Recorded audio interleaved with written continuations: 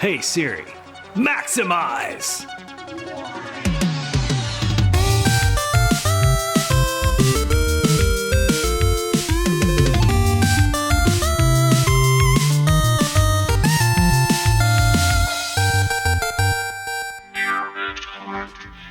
Hey folks, today we are going to take a look at the office in my new house where I finally have an opportunity to set up all of my toys.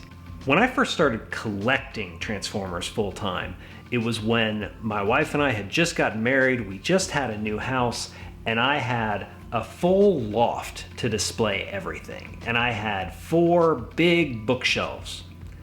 3 big bookshelves. Memory fades, folks. Don't get old. I had 3 big bookshelves full of Transformers. And then as we had kids and as, just stuff happened, that space that I had condensed, and I sold off so much of my old Transformers to the point where over the last few years, all I've had was 2 Detolf cabinets in our den and maybe a little bit of space on the fireplace where I was able to display toys. Well, we just moved to a new house and I have a dedicated office that is all my own where I do my important legal business. And of course, because it's the room where I do my important legal business, it's also chock full of toys. And so we're going to take a look at that today.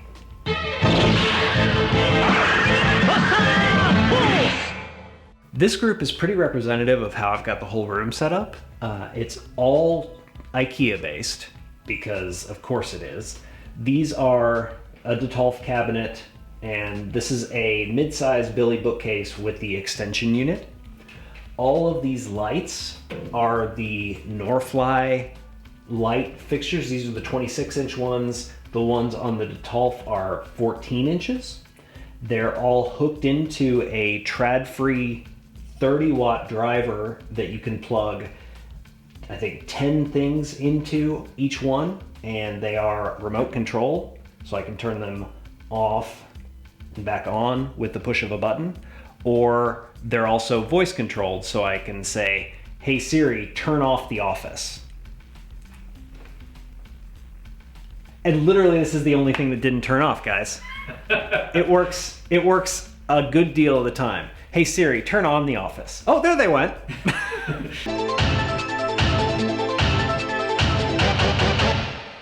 It's definitely worth it.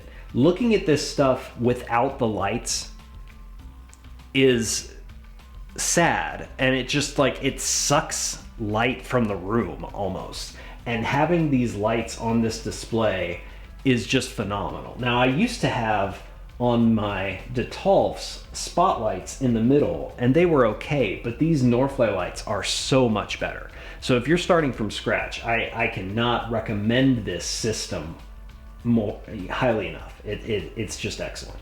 So this whole case is mostly G1, and they are mostly my actual childhood toys. So if we start up at the top here, this is not a great case for talking about my childhood toys, but that Optimus is the 2000, the very first reissue that they did. Not counting Generation 2 or any of that, but in terms of just a reissue Generation 1 toy. That is the very first reissue Optimus. It is now older than Optimus was when that reissue came out, because that came out in, I think, 2000. This Soundwave, I got at A+ Comics here in Lexington when they very first opened for $30, and it's in just gorgeous shape.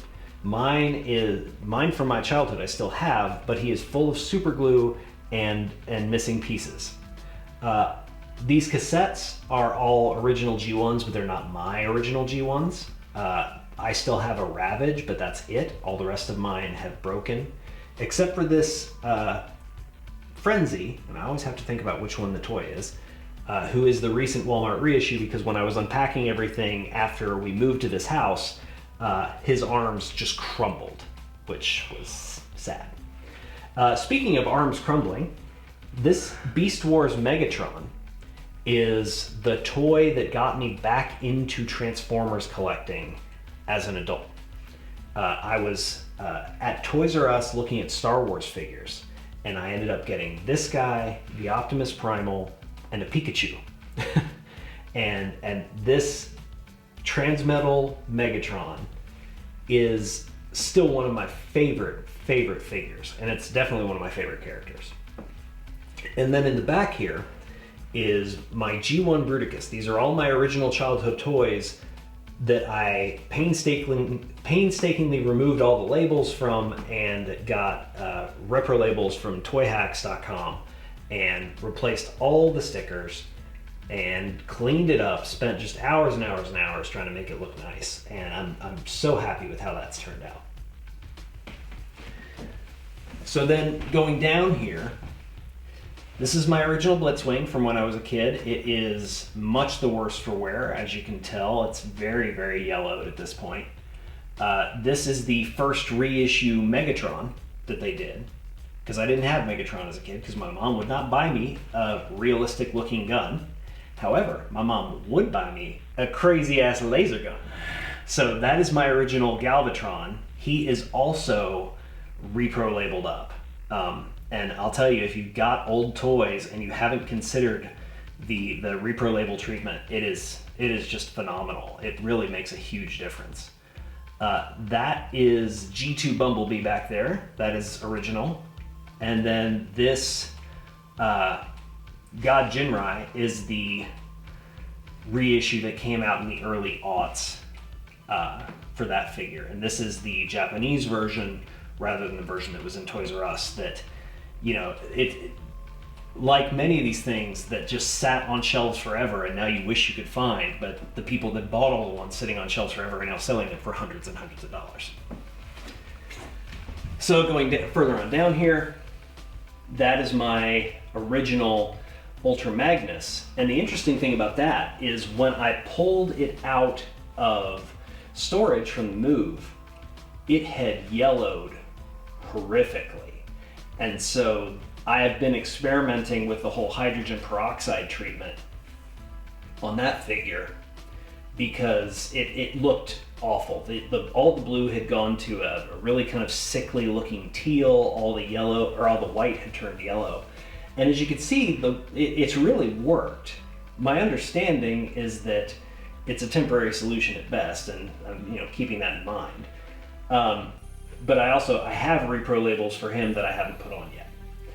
The Laser Rod Optimus Prime back there has some, not repro labels, but they're from the same company, Toy Hacks, because when I got it 15 years ago or so, all the labels had been taken off. And then this is my original Starscream with some substitute parts on him. And then this is the box collection Starscream that came with lighter colored, more screen accurate parts and the Megatron gun that came out around, I want to say 2004, 2005. And then that's my original Astro Train from when I was a kid. And then these are all my original Dinobots with one exception. This is a Dinobot I got from a friend of mine from law school, who, and it's in so much better shape than all of mine. And I'm sure anyone who has a Snarl figure has noticed this, but I don't recall ever seeing another G1 Autobot with a big old wide nose on that label. Like it's like they took the Autobot sticker and just increase the width by about 20%. And I don't recall seeing that on any other figure. I'm sure somebody will point out in the comments where I'm, making a horrible mistake. But anyway, for the rest of that, these are all my original Dinobots. Omar put gum on Slag when we were in high school. I still haven't forgiven him for it. And so then we can jump up to some more modern figures.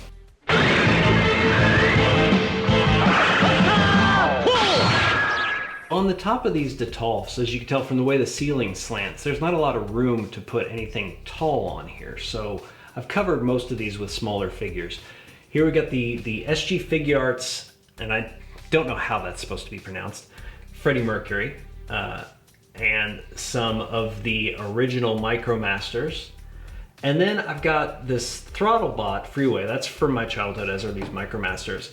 The interesting thing about this one is that this was my test case for trying the hydrogen peroxide whitening thing. And what I learned, unfortunately, is that that process does destroy rub signs. So like the rub sign just does not work anymore, which is, you know, kind of unfortunate. And then this is from the Warren Pocket third-party line, and this in my collection is one of the prime examples of, I paid to get into this toy show, I'm buying something. Because I don't have anything else in this series. And he's very cute, but he doesn't really fit with anything else. So then going over here, we've got, this is kind of my shelf of many different lines.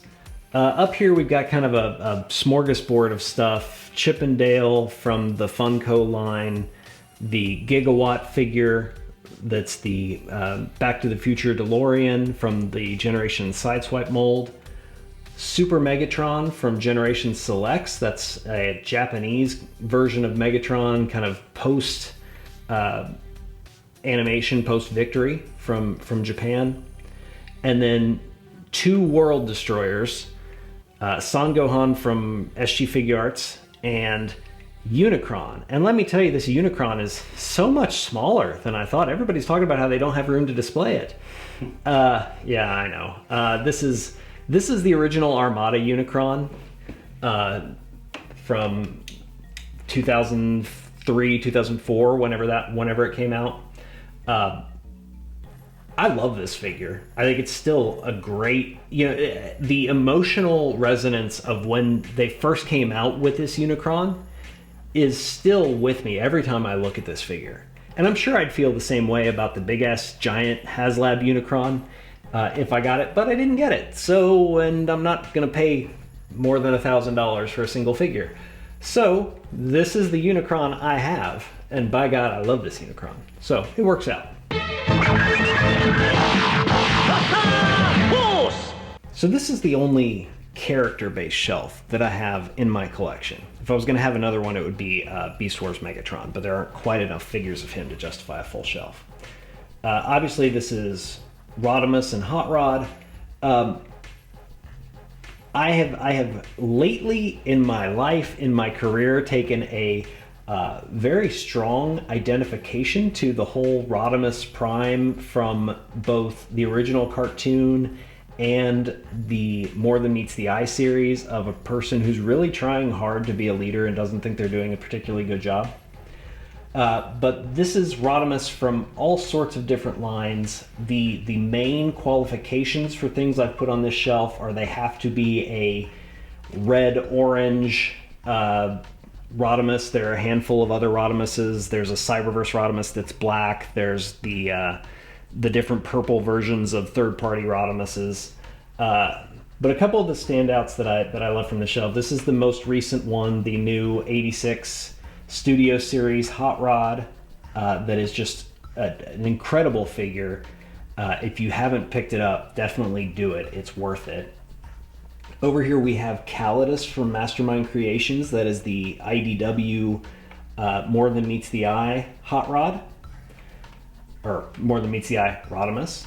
And then we got this is the Masterpiece figure, and he's got the American Firebolt figure from the American Rodimus Prime Masterpiece release, which is over here. A number of these are great. One of the things that making this shelf has done for me is it's got me back into a number of lines that I sold off. So for instance, my Soul Alternator is this Rodimus Prime figure right here that I rebought after I sold all my alternators just to include it on this shelf. Over here we have my Soul Transformers Energon figure, the Rodimus from that series, because I enjoyed that figure so much when it came out because it was one of the strongest homage figures at the time. And then this one I really enjoy. I picked this up at a toy shop in Cincinnati. This is the Japanese version of this figure with the gold, but also somebody has, you know, whoever sold it to that shop had Toy Hacks stickered it up, and I just really enjoy the way that looks. This shelf is all Transformers Prime. I did not buy any Transformers Prime when it came out. I didn't watch the series, I didn't do any of that. I have since come to love this. And let me tell you, these are both hard to find and ridiculously expensive.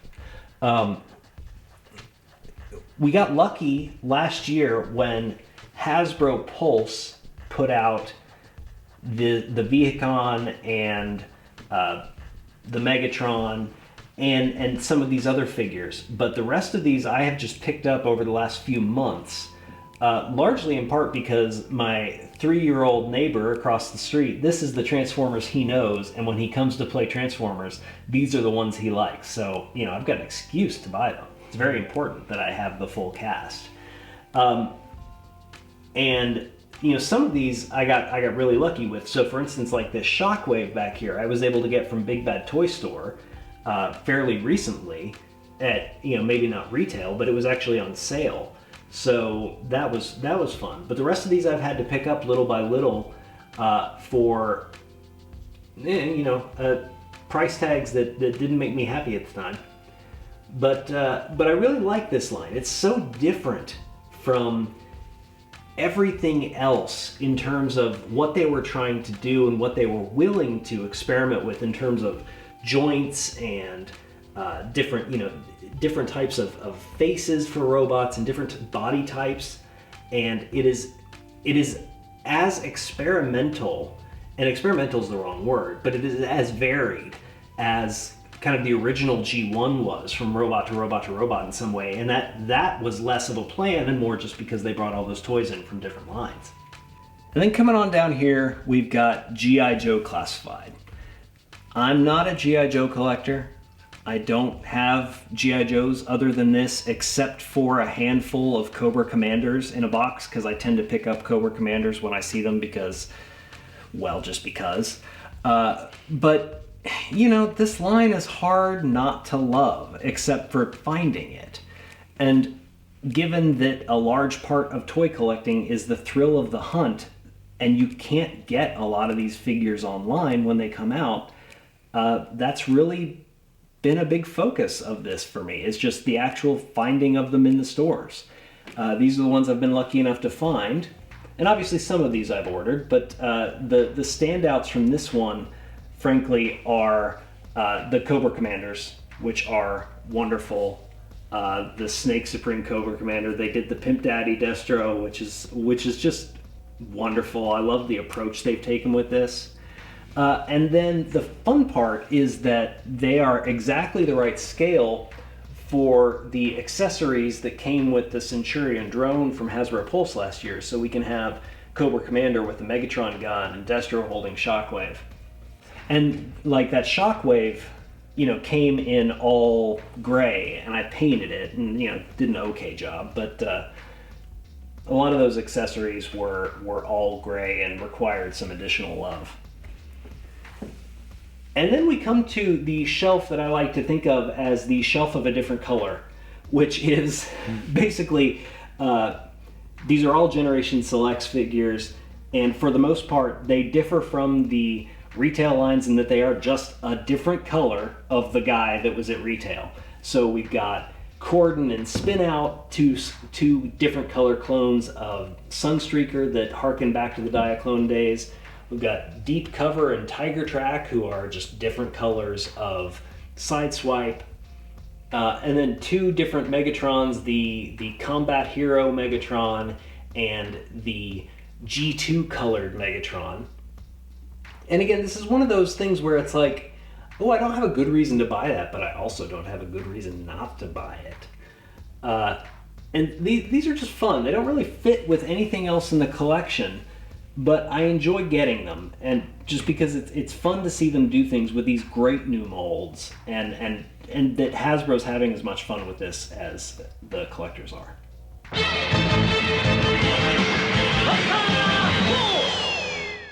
Moving over to the other side of the room, we're not going to spend a whole lot of time on this case. It's full of Masterpiece figures. Woohoo! You know, if you're watching this, I'm sure you're familiar with Masterpiece figures. They come out 1 or 2 or 3 a year since early 2000. And it's just a fun and really expensive way to collect Transformers. Woo! And I do really like these backgrounds for the Detolf cabinets. These are also from toyhacks.com. You can get versions of it from other vendors. But, you know, I just like how that looks and breaking up the visual kind of boringness of the back of the glass case. And then up here we've got some robot heroes from that line. These are toys that are just the right size for a sloping roof.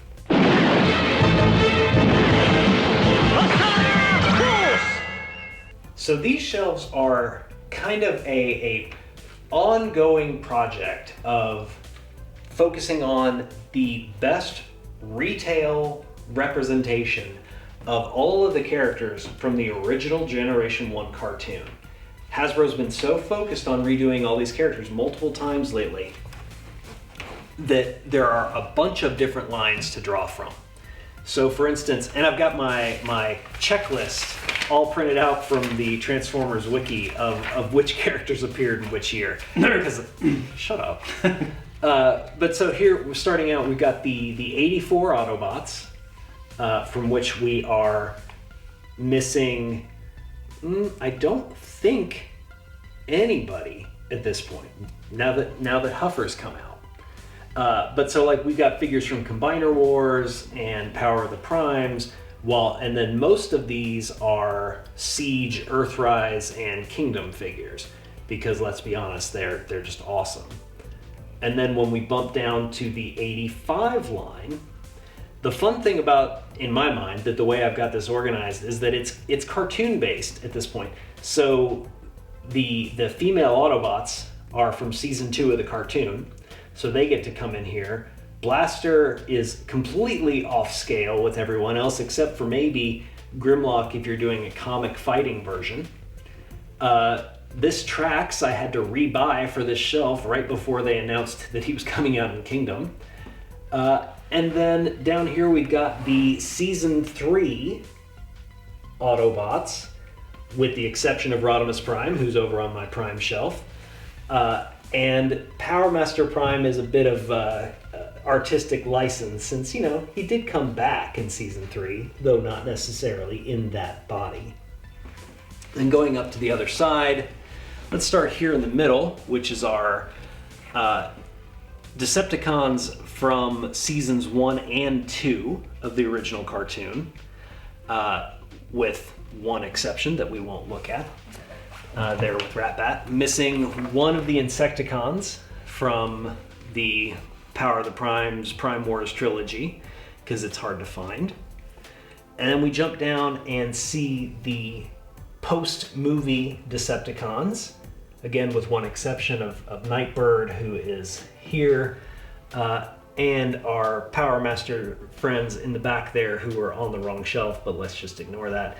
I've decided, rather than buying, 15 of a $30 Scourge to have sweeps, we're just using all the different versions of Scourge from the years to represent his sweeps. And then of course there's this jewel, this Quintesson that we've been waiting for so long, and it is so gorgeous, and it makes me so happy. And then we jump up to this shelf, which is a little bit of a mess. This is Headmasters and more. So a lot of these guys appeared in the Rebirth series, and the way I think about this shelf conceptually is that it is just as packed with characters as those 3 episodes of Rebirth were, and nobody really gets to shine because nobody gets the space to do so. So we've got the Headmasters, the Target Masters, the Clones, 6-Shot, and I know Double Dealer wasn't in that, shut up. But I enjoy the way this shelf is thematically a mess, just like Rebirth. And then popping up, we have the guys who won't fit on a shelf. This is the advantage, and this is how I make the most of this space with these slanted walls that come up here. We've got Titan Omega Supreme and Fortress Maximus. This is the San Diego Comic-Con version. Oh, and I just took his head off. Look at that.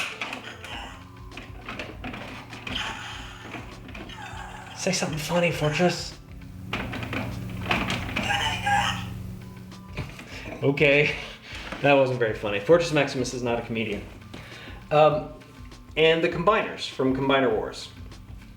So, this is a great time to be a Generation 1 collector. I will say I do hope they spin off something new in the next few years, because frankly, some of these toys are so good, I don't see replacing them anytime soon.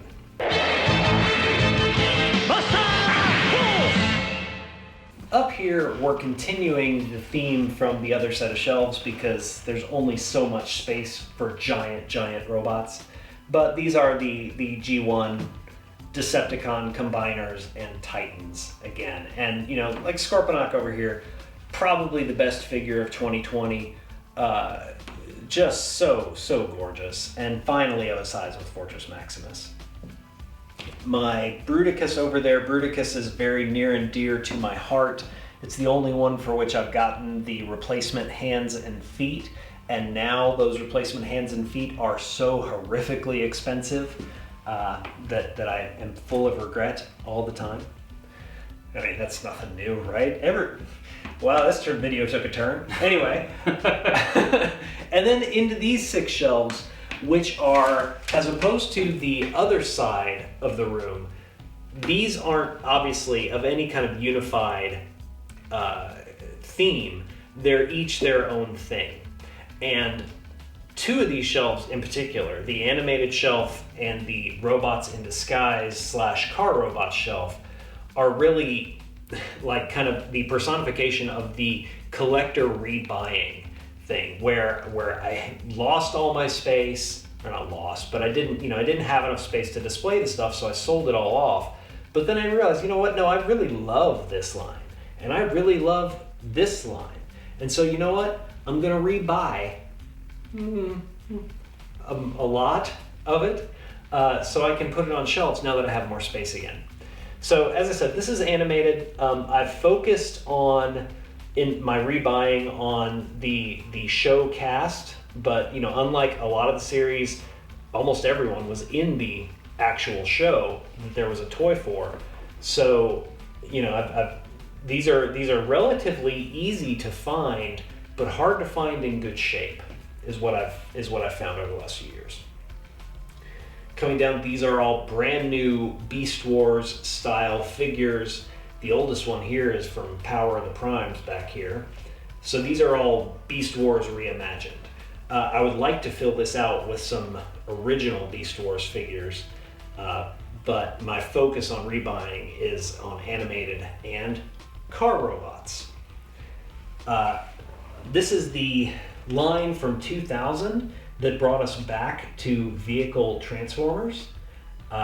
And these are none of my original Japanese car robots figures, which I am still after, but they are just great toys. And I know they've gotten a bad rep, but they are beautiful toys. If you've never played with these in person, they're a lot of fun.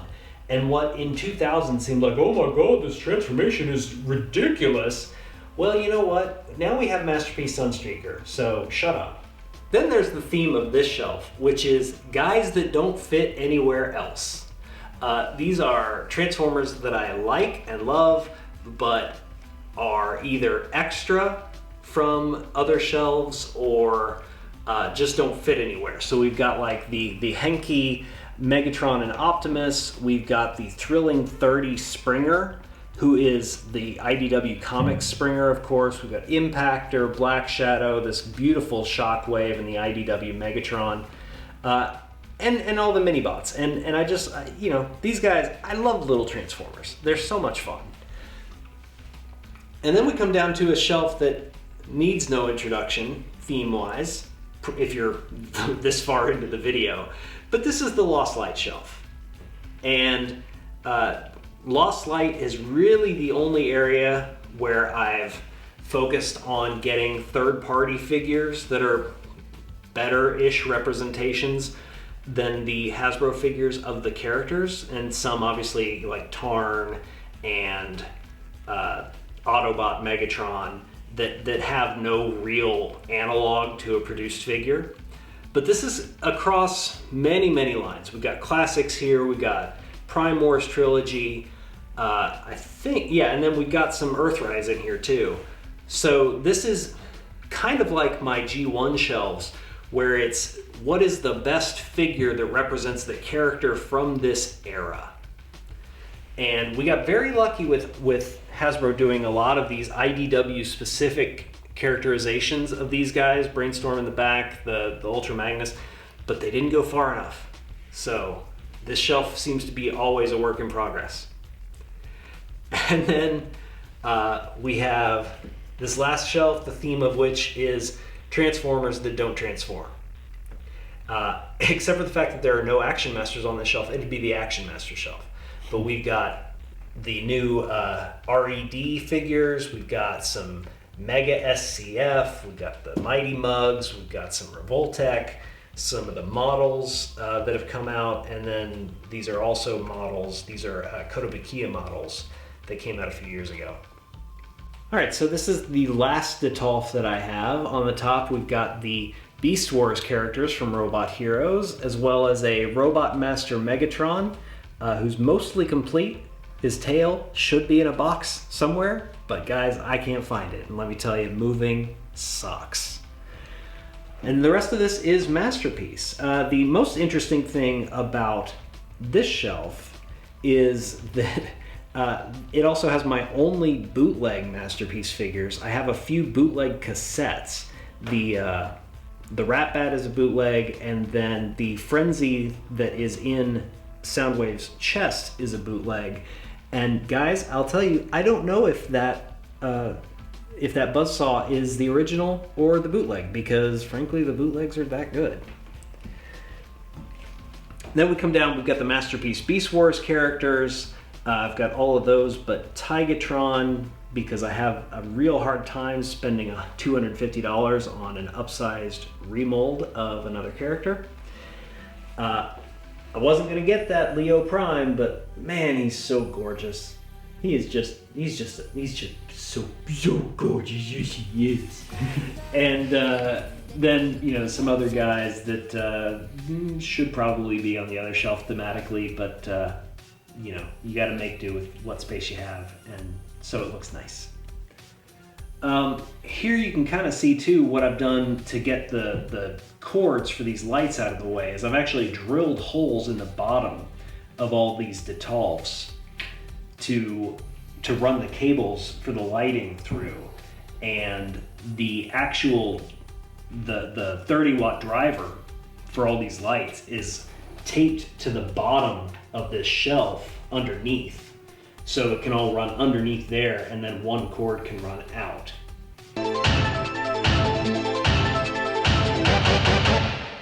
And in this last corner of the room, instead of more Billies and more Detolfs, I've got a little bit of a change of pace. I've got a couch where I sit and relax when I'm tired of working for the day. I've got two of these prints that I got from Nick Roche's online store recently, from, you know, obviously both Rodimus themed, again, identifying a lot more with Rodimus than I ever thought I would in terms of kind of what that character means to me. We could do a whole show about that. Got two Disney World lightsabers.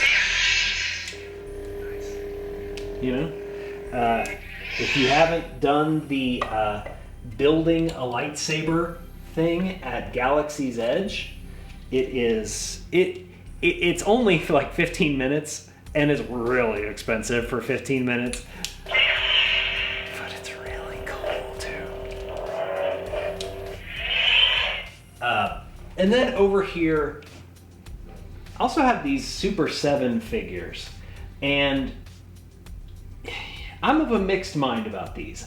I love the figures, I love the art on the card backs, but really more so than anything else that I get, like there was never a question of whether I was going to open these or not.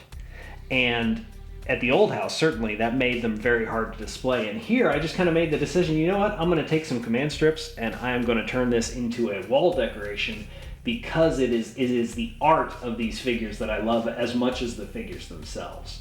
So I've got maybe room for 4 more of those, but not sure I'm going to get any more because I think they fill this space pretty nicely as is.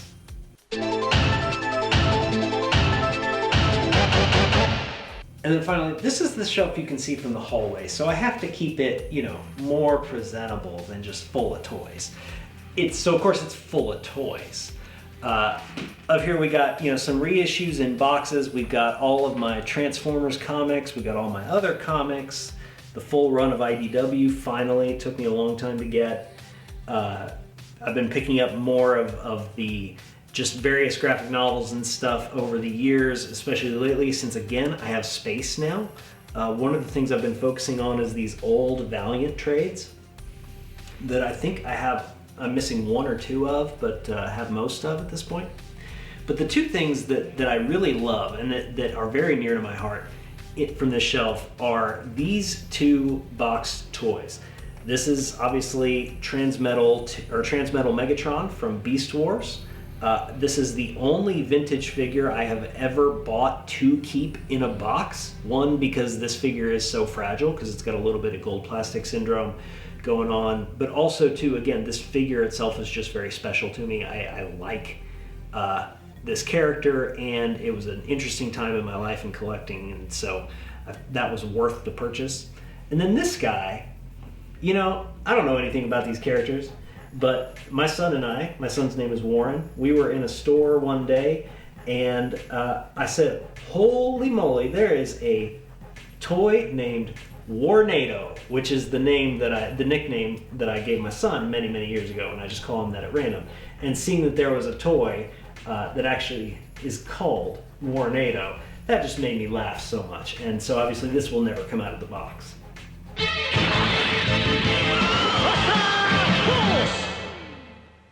Thanks for joining me as we looked at all this stuff. I think if there's a theme to Transformers these days, it's more than you can buy. But there's a lot here, and there's a lot that I'm still looking for. And I would love to talk to folks about, you know, what your focus in collecting is. Are you staying on the high end? Are you trying to get the retail releases? Are you somewhere in the middle, which is kind of where I find myself? You know, there are a lot of holes to my collection, but there are also a lot of things that I take a lot of joy out of. And there's nothing in here that doesn't just absolutely make me smile every time I look at it. And that's kind of where I've been focusing my attention, is really what makes me happy. And let me tell you, that's expensive. It's not a good way to decide what you're gonna buy on a given day, folks, because oh, this makes me happy, this makes me happy, that thing on the internet makes me happy. Turns out, you know, and if you've got questions about like individual things that we focused on today, I would love to go into depth about some of these toys in future videos. So I'd be interested in hearing what you're interested in. So anyway, you know the drill. Like, subscribe, etc., etc., etc. Thanks for watching, and we'll see you next time. Hey Siri, maximize! That's very loud. Your maximize is too maximized. Are you sure? Absolutely. Media volume set to 100%.